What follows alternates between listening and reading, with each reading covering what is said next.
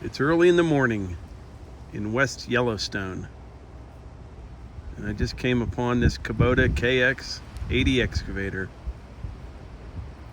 I'm missing home.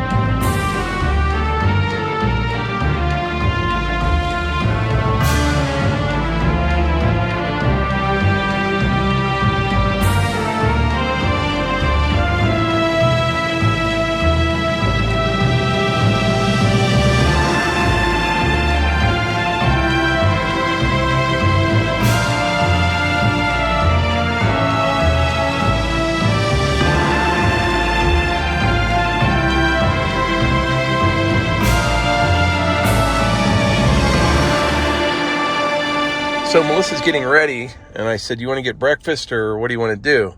And she said, I could go for just a donut. Well, I couldn't find any donuts. Check that out. These are the small cinnamon rolls, and then there's 2 strawberry bear claws. So we'll probably eat one of those cinnamon rolls and end up taking a nap before we leave. So we have a steady rain here this morning, but that's okay. We're going to be spending most of the day in the truck today. We are headed back into Yellowstone National Park, but we'll go across there a ways, and then we'll kind of bear north and exit the park, and we're headed towards Livingston, Montana. That is our next stop. But anyway, the other day before I left, I was watching a video, one of Wrangler Star's videos, and he was putting up some walls in his new shop. And he mentioned that he used pressure-treated lumber for the bottom plate.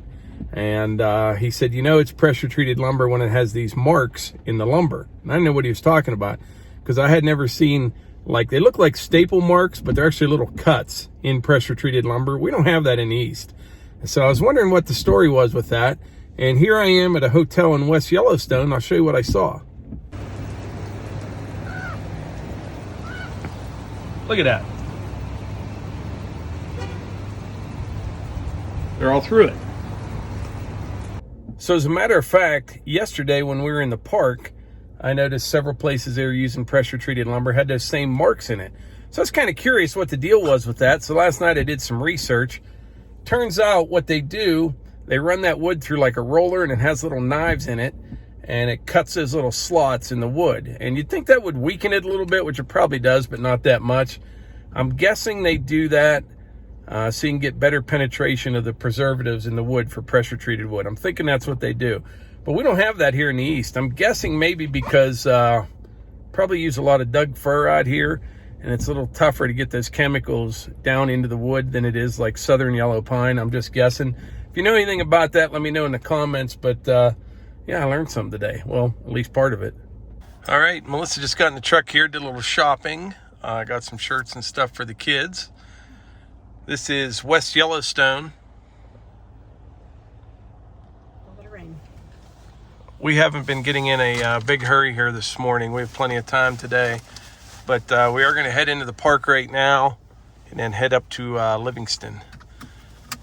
Friend of ours that, do you remember a couple weeks ago, Melissa? I haven't showed you this picture yet. A friend of ours, I delivered a load of firewood to him a couple weeks ago. He watches our channel, him and his wife. Okay. And they were coming out here. They were about a half hour south of us last night. Really? And sent me a picture of a big grizzly bear eating an elk. No. Yeah, real close to us, where we were at. Oh my. Yeah. I'll put that picture in the video right now.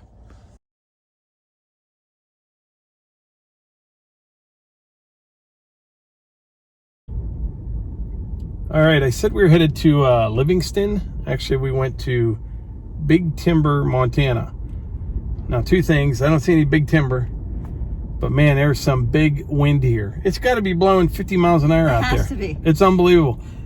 I opened the door here, going to get some gas, about ripped the door off the truck. It is amazing. You can see the truck's rocking just from the from the wind.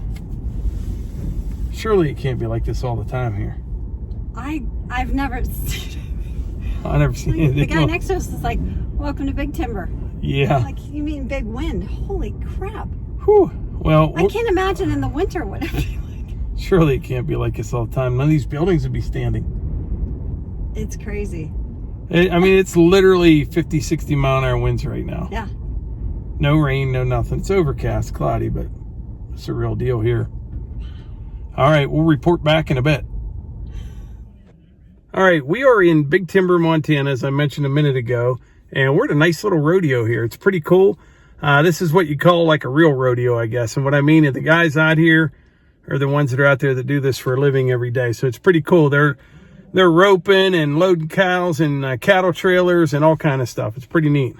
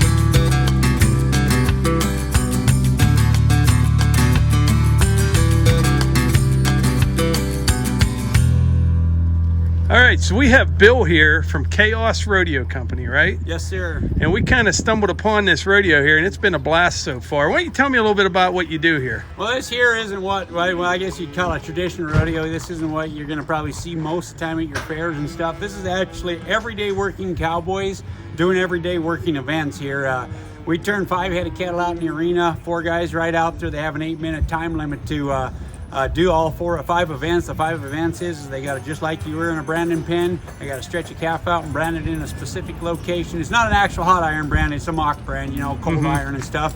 But then they got to load one in a trailer, they got to put one in a pen, they have to tie one down, and then they have to team doctor one, and they all have to cross the finish line all in that 8 minutes or less. And when they cross the finish line, everything they rode in the arena with, they have to cross the finish line with. Yeah, so, I noticed the one guy, he lost his hat, had to come back and get his hat. Everything you come in with, you got to go across the line with. You betcha, you know, and it just adds that extra dynamic, you know. I mean, this is probably, it's really spectator friendly, but the other thing it is, it's just a bunch of good old cowboys that are, you know, we're just top hands in what we call top hands in in our area, and they get together and they get to compete. You know, a lot of these guys are working together every day of their life, and then they come and drive 200 miles or 150 miles to come and compete. How far? So you think that's about as far as they come, 150, 200 miles? Well, yeah. Some local ones here around Big Timber and... You betcha. This is a lot of these guys. This is their first event here. You know, about 15 of the teams actually. This is their first event. They hadn't entered before. This is kind of some new area. We've been up in central Montana, and this is actually our 5th one of these we put on as far as ourselves. It's part of a larger association. This is the first year of this association actually being birthed. And so there will be a finals for this in January up in Malta, Montana. Oh, very cool. I like the whole style of this. Like you say, it's everyday stuff that these guys do together. And I was telling my wife Melissa there a little bit ago, it's funny, like back east, guys do softball leagues or whatever. You know, this is what you guys do out here, and it's cool to watch. And it's I'm glad we came. I really am. It's been a lot of fun. Now, do you guys have like a Facebook page or anything? You bet. You just go to Chaos Rodeo Company and you'll find us there. And yeah, we have an update. You know, we try to keep updated of our events and stuff. And like I said, this is our first year, so we're exploring a lot of what we need to do and stuff to make this, you know, just. We want to keep the tradition of the cowboy alive, and we want to keep the tradition of how us lives, but yet on the other hand, we're in an age where we embrace the media aspect and stuff. So hopefully as we build and we kind of come up with a better plan of what our direction and goal is we'll definitely try to keep it on our Facebook page at Chaos Rodeo Company. Right. And I was talking to Bill earlier. His wife has a YouTube channel as well, so I thought that was pretty cool. And I checked it out a little bit ago. She does a really good job. She does. If you're into goats and just life here in Montana, she's a great channel. I'll put a link in the description for her channel, and also I'll put a link to Chaos Rodeo Facebook page. Is there any other way they can follow you guys? You know, that'd be the best. That's probably the best for me. Like I say, some days want to throw these things out the window, but no, I think they're great. But yeah, as far as us, as far as the active and members of this, my wife does all the media stuff. She's back home taking care of the kids, get out of a soccer game and stuff today. But as far as us, they're kind of on the forefront. Chaos Rodeo Company on our Facebook page is probably the best way to stay in touch with us. So. That's great. Well, I really appreciate it. I thank you for taking the time here. This is great. We're going to stick around for a while. And but yeah, it's been a lot of fun. It's been wonderful. Thanks so much. You betcha. Thank you all for joining us.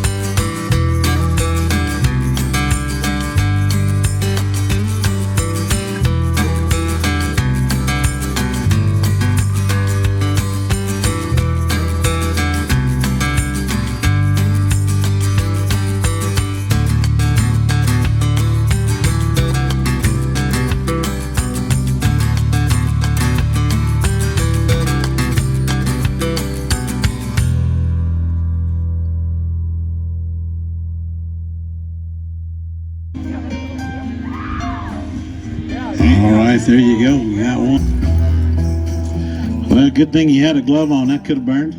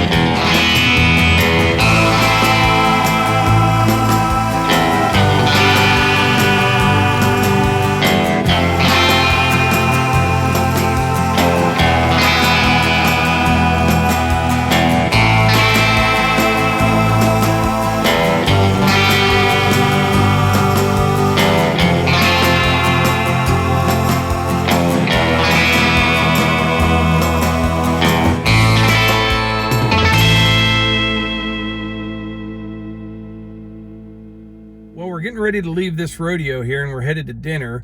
Right now, Melissa's over there doing what she loves to do. She's talking to people. She talks to people everywhere we go. But this was a lot of fun. It is. I have been to several different rodeos over the years, but I really like the format of this one. Just guys doing what they do every day, then coming out and competing on the weekends. I think it's really cool. So like I said, check out Chaos Rodeo's Facebook page. I'll put a link in the description. And check out Bill's wife's YouTube channel. It's really good. I checked it out. And tell her we said hi. But if you're into goats and life out here in Montana, I think she has a lot to offer. So check both those links out in the description. And I think that's about it. But we're going to be home in a couple days. And I'll be honest with you, I'm really looking forward to going home. As much fun as we're having out here, there is no place like home. I'm ready to saw some wood and cut some firewood and whatever. The building will be starting as soon as we get back. So I got that to look forward to. But yeah, we only have about 2,000 miles and we'll be home.